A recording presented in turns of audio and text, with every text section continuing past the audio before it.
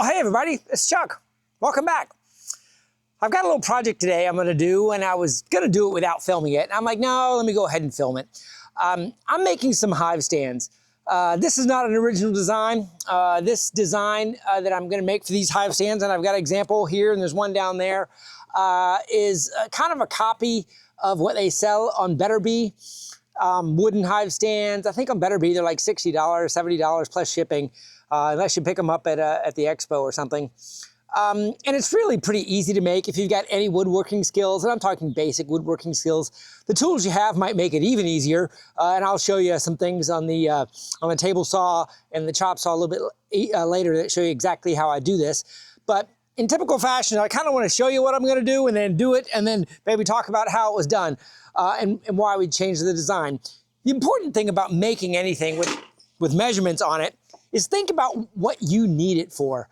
And I looked at those designs from a few folks on the internet, made them on YouTube, and thank you all that led before me on doing this. And I was starting to think about my apiary and how I use them. And the reason I'm going to build some hive stands is kind of a lead into another video I'm going to do a little bit later. I'm going to use the Demarest method this year on splitting my hives to make some monster hives, hopefully. And with that being said, my cinder block and 4x4 type of stand, I'm a little worried about the vertical nature of the Demarest split being a little tippy. So I want each stand to be kind of on its own. And it's also kind of a good practice to have each stand on its own if it fits your apiary, because of the bumping and knocking and cracking of hives right next door to another hive. The bees feel that even if you're not into their hive. So being on an individual stand, they're kind of isolated, and it's definitely easier to move around a little bit too. So that's the reason I'm going to individual hive stands on a portion of my yard. So I was looking at the design I found, and what I really liked about some of the designs people were putting out there was essentially a 2x6x8. So a 96-inch 2x6, and I've got one right here, by 6 inches, which is actually 5.5 inches, is all you need to make this hive stand right here. Now it's pretty low to the ground, and here's an example here. So it's lower than my current hive, but also if a hive gets this high, working up top, it will be much, much easier. And pulling off those supers is gonna be just at about the right height. Working brood chambers will be a little bit low on these stands. But I like the fact that they were basically using a 96-inch board by itself to do. So the considerations I had was I've got 96 inches to work with. What do I think about the width, about the height, and the depth of the stand? And I changed it up a little bit. So this is what I came up with. And I've taped it on here like you guys have given me feedback that you like to do. The width, the wider angle is for the brood chamber to go on like that. The width is 20 inches or 508 millimeters. And I wish we were using millimeters too. But 20 inches is what we're using here. The depth or the length back is 14 3/4. Now, I set that dimension specifically for a reason. And the reason is I use broodminder hive scales. And some of my broodminder bases on my bottom boards have feet on them, and they need something to set on. And all of my broodminder scales have exactly 12 inches between feet. So what 14 3/4 gives me is my 12 inches is on center with these ripped 2x6s. So this 14 3/4 I'm not messing with. That's firm for me because that is the point at which my hive scale feet will center on these top boards. Okay, and one thing you might notice if you've watched any designs of this, all of these boards are vertically, except for my top boards, and that's another change in my designs. I turn my top boards on the sides so it's a little bit wider so that my hive scales have a little bit more room to sit on than just the top of a 2x piece of lumber. So my top boards are flat, noticeable difference. And essentially the leftovers from those dimensions that I've already decided is what I have left for the feet, which is why it's kind of an odd number. 13 1/4 inches or 337 millimeters is the height of these feet. The legs. And you might notice the legs have a wedge shape. They're wider at the bottom for stability and narrowed up top. And essentially, we'll do this later on the saw. This is essentially just one piece of wood that's cut at an angle. That's probably the trickiest cut if you don't have a table saw or a band saw or something like that. You can do it with a regular old circular saw. You're just gonna have to stabilize it really well and follow the line exactly as you trace it. And I use 2 inches up here, but this dimension isn't as important as just the fact that it's wider at the bottom than the top here. So the 2 inches is the only thing I don't have marked that is actually something I did here. So one other point I wanna make is say, why did you choose 20 inches wide, Chuck? Because, and also, let me back up a little bit. The other thing I want you to notice is there's a 3/4 of an inch gap here. And the reason for that gap is so that you have a little bit of, it won't slide off. You know, you move this around, it gives a little bit of a lip. That was a little bit of a design change I made also in the height, on how I fastened these legs on. I wanted a little bit of a lip. But then you might say, Chuck, why did you choose 20 inches? Because your deep Langstroth is not 20 inches. It's actually, what, 16 and change. So see, I have a lot of room here. Well, I thought about how I use hive stands and how I sometimes, you know, if I lose a hive and I go back to a nuke box, I might want some more room. And my current structure of having cinder blocks and 4x4s, I can move and slide things around however I want. Now that I'm going to these single stands, I'm gonna lose a little bit of that versatility. So what I decided was to make it a little bit wider, and the width I chose was in case I took 2 5-frame nukes and set them side by side. So here is an example. You know, nukes can be 9.5 inches wide, depending on how you do it. I decided, you know, if I wanted to put 2 nukes on a stand, I had a little bit of room to work with. By going to 20 inches. If I'd have gone straight to 18 inches, these nukes would have barely fit on here or might have even been sitting on this little lip on some of my wider nukes made out of 3/4 inch plywood. These are much lighter nukes made out of thinner plywood. So the biggest nukes made out of 1 inch or 3/4 inch wouldn't fit on this stand. So that's how I came up with 20 inches, was trying to think of how I'm gonna use these stands and setting possibly 2 nukes on it. But generally, it's just gonna be a bottom board with a deep Langstroth. And with this little extra room, I might even have room here to set a frame on this stand while I'm working instead of hanging it or setting it on the ground. And I do that with my outer edge frame. So if the outer edge frame just has a few bees on it, I look for the bees, and I typically set it right here leaning on the box. So I'm gonna go ahead and wrap this intro part here. And the next part is gonna be the build. I'm gonna take this board right here, which is a 96 incher, just like you could buy at any hardware store, at least in America. Pressure treated is probably best. I did use cedar on these because I had some scrap. And I did use some wood glue, Titebond 3 on the bottom to make the feet a little bit more water impervious. I'm debating on whether or not I'm gonna paint them or not. Probably not going to, but I'm thinking about it. I know they'll last longer if I paint them. But there's a lot of nooks and crannies in here to paint if I don't want to use a sprayer. So let's do this. The first thing we're going to do is we're going to make our cuts, and we'll do this together. But and it's so simple. I'm going to make I need 2 20-inch boards because look, I got 1, 2, 3, 4 of them here, and these are cut in half. I need 2 14 3/4 inch boards, so because there's 1, 2, 3, 4 of those pieces, and that's going to be cut in half. And I need 2 13 1/4 inch boards because here's 1, 2, 3, 4 that are going to be cut at an angle. And then we'll just assemble it, and assembling it is really easy.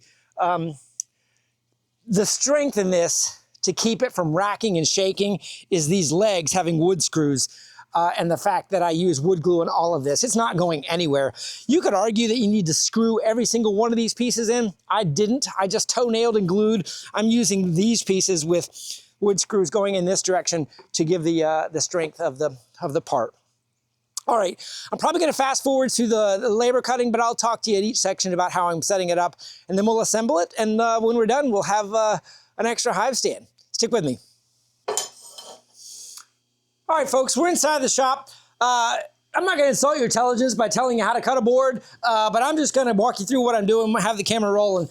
Essentially, like I said outside, we need 2 20 inchers, 2 14 3/4 inchers, and 2 13 1/4 inchers, and that should use up the most of this board. But I'm gonna go ahead and cut it up, and just to show you how much those measurements add up to 96 when you do 2 legs each.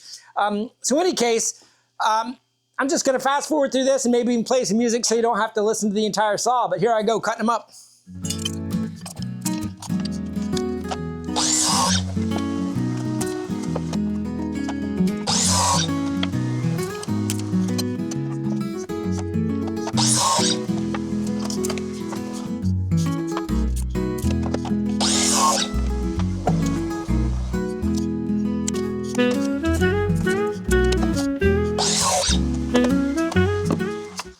Okay, so that was pretty straightforward. You probably said, look at him, he's cutting the board. But there's an important thing to recognize.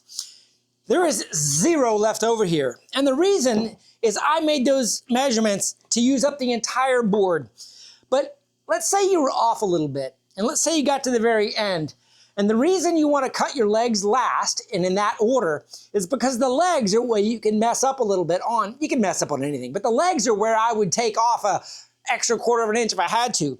So you cut your 2 20 inchers, you cut your 2 14 3/4. Those are your sides, right, that are gonna build up the frame. These last 2 pieces are your legs that you're gonna cut out. I ended up needing to take 1 millimeter off. So the secret to that last section is cut that last board in half. If it's a little bit longer, guess what? Your stand's gonna be an extra 1/4 inch higher. That's fine. So take that last remaining piece of board and cut it in half, and those are your legs. The dimension doesn't matter because these are gonna be vertical, not making a square. Hopefully that makes sense. Okay, so now to how we cut this up. Once again, I'm not going to insult you, but the way I have cut this design is I use 2 inches at the top. So I'm just gonna mark 2 inches on the edge here, and mark 2 inches on the opposite edge here, and I'm gonna take my square and just make a nice line between these two. And then I have a jig.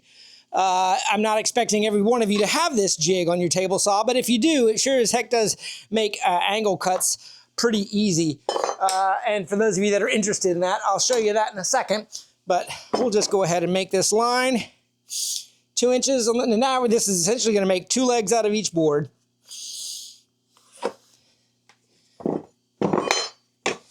And honestly, with my jig, I don't even need this line. If you were using a circular saw or a band saw or something else, you do need the line. So I'm just drawing it. But, all right. And this precision doesn't matter. This is just the angle of the leg. Okay, let me take you over to the table saw. Stick with me. All right, on my table saw, I've got this sled that I use micro jigs on. If you don't know what a micro jig is, they essentially do these dovetail brackets. But what it allows me to do is I can take this angle, and I'm just gonna put that angle to where the line gets taken away by the kerf. And I'm just gonna bring my micro jig up and secure this down. Double check your line is gonna get cut by the kerf. Make sure your blade height is up, and we're gonna cut it.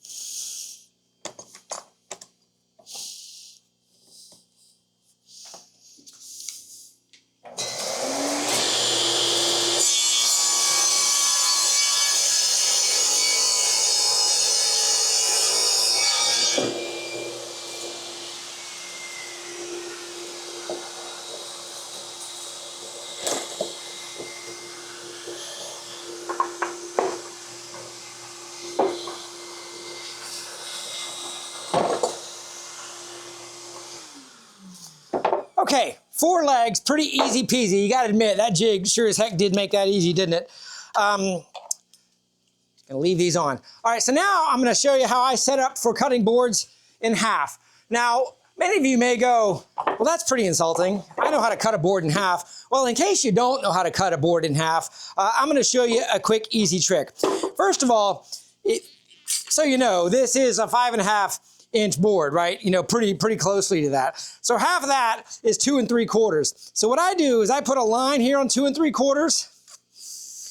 Now that is close to the middle, but everybody's fence might not be as accurate. So what you need to do is set your fence close. And now you need to see where that is going to get cut. And then move your fence so that when you turn the board around, it's exactly in the center on both of them, both directions. There. That's pretty close. So now my fence is locked down. I like to keep my blade height just above the board. So if I do cut my hand, I'm only gonna cut portions of it. All right, here we go. We're gonna cut 4 boards straight in a row.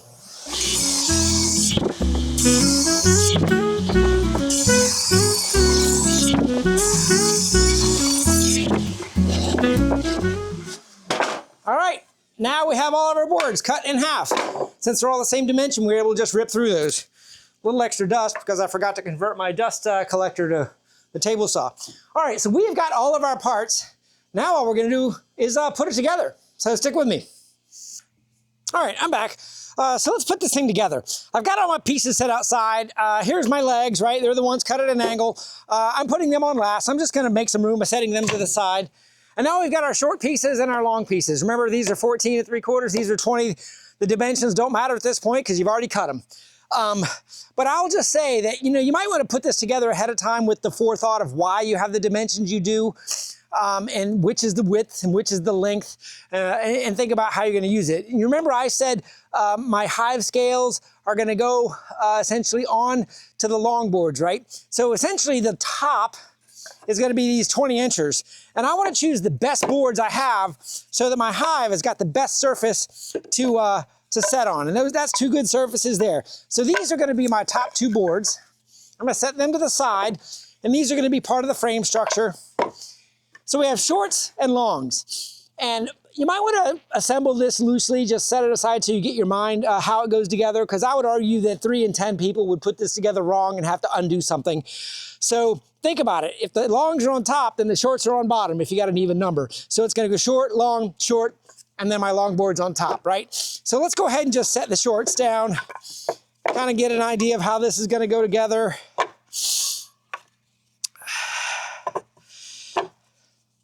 Just like that.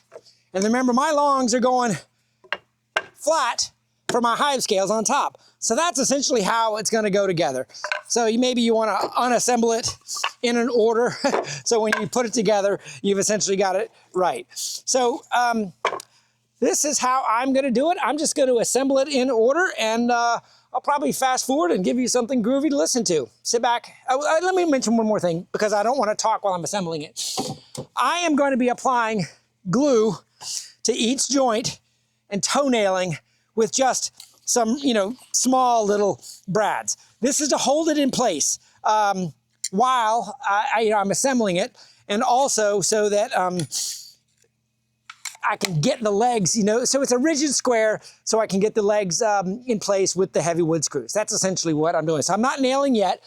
I'm not screwing yet, but I'm going to nail all the way through. All right, enjoy.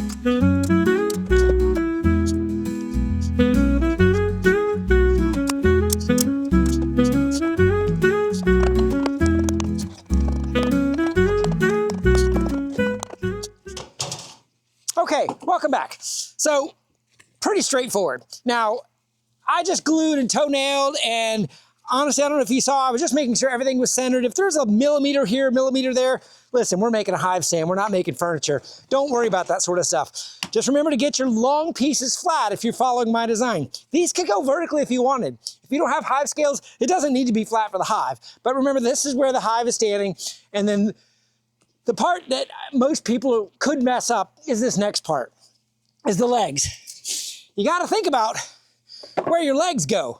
The legs go on the sides. So you might go, okay, it's going to go like that. Nope. I want the curve on the outside to give even more width.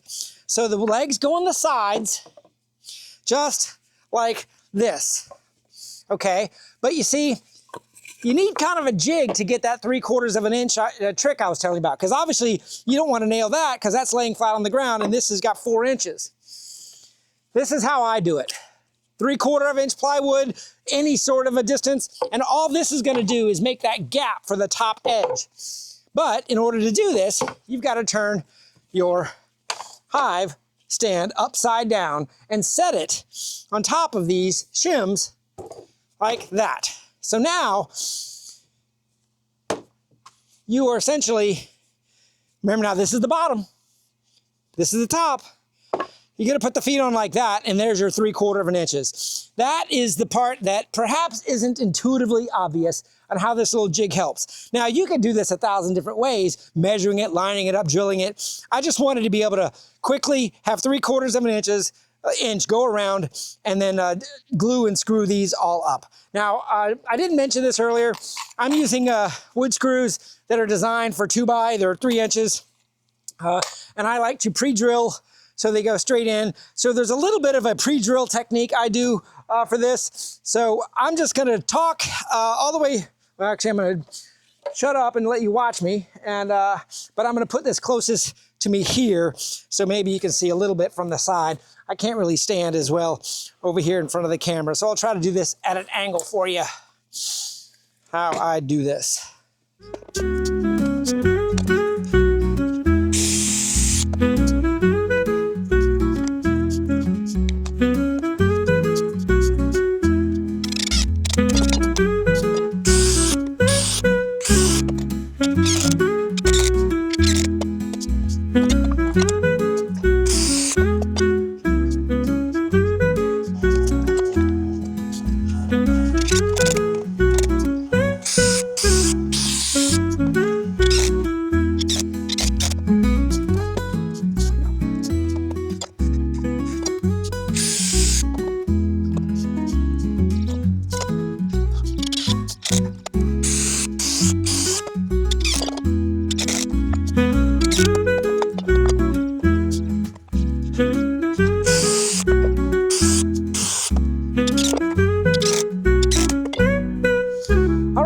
Welcome back.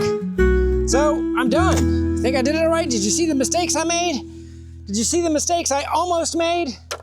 Like I said, there were 2 or 3 times I almost put the feet on backwards. But I will tell you that the square that I didn't talk about before kind of helps you, because you can't put a square up against this edge and it'll work, right? So if you put the square on there, it'll also keep you from making that mistake of setting it on there backwards. But here we are. There's the edge, you can kind of see. What I like to do here at this point, now that it's fully assembled and ready to go, and this hive stand is, I don't have a Deepa anymore to show you, is ready to go. It's solid. Obviously the glue setting up would be a little bit important. This is me, like I said, I haven't decided if I'm gonna paint these. I like to put Titebond 3 exterior wood glue on end grains that are gonna be exposed to moisture. So here on these top edges and these bottom feet that are gonna be in the dirt, I'm gonna do this Titebond 3 technique just to add some additional water protection to it. It just kind of keeps water from soaking in to the obvious, end grains and things like that, where the water might sit instead of run off, even on the edges a little bit too, all the way around. Just gotta give a little bit of cap. Technique, not required. Obviously painting it would probably be the best thing to do. Wax dipping it if you got a wax dipper. I don't have one of those. So anyway, there I am, finished. assembling these hive stands. This is number 3. I need to make 6 of them, 6 or 7. I'm doing this all out of scrap. I've got plenty of 2x leftovers. This does not need to be pristine wood. Pressure treated would be best for long last, especially if you're not going to set it on some sort of concrete pad or paver if it's going to be right in the dirt. But you know what? This is going to last a long time, no matter what. This is solid. And I don't know if you can tell, there's no racking at all. And I just toenailed it. These screws on these legs are what's holding this together from racking. So yeah, let me know what you think in the comments below. If you guys appreciate this kind of a demonstrate, then do, you know, kind of a video. It seems like I'm getting a lot of positive feedback on that. Maybe I'll continue down that angle. And remember, as a teaser, the reason I'm building these stands is because I'm going to do the Demarest method this year on my big hives for swarm prevention. Maybe get a bigger honey crop. I've never done it before, but I'd like to learn a little bit about it and try it in my own apiary. But of course, I'll give you guys somehow I'm going to do it sort of videos ahead of that. Anyway, see you next time. Thanks for joining. Subscribe and let me know what you think below. Have a great day, everybody.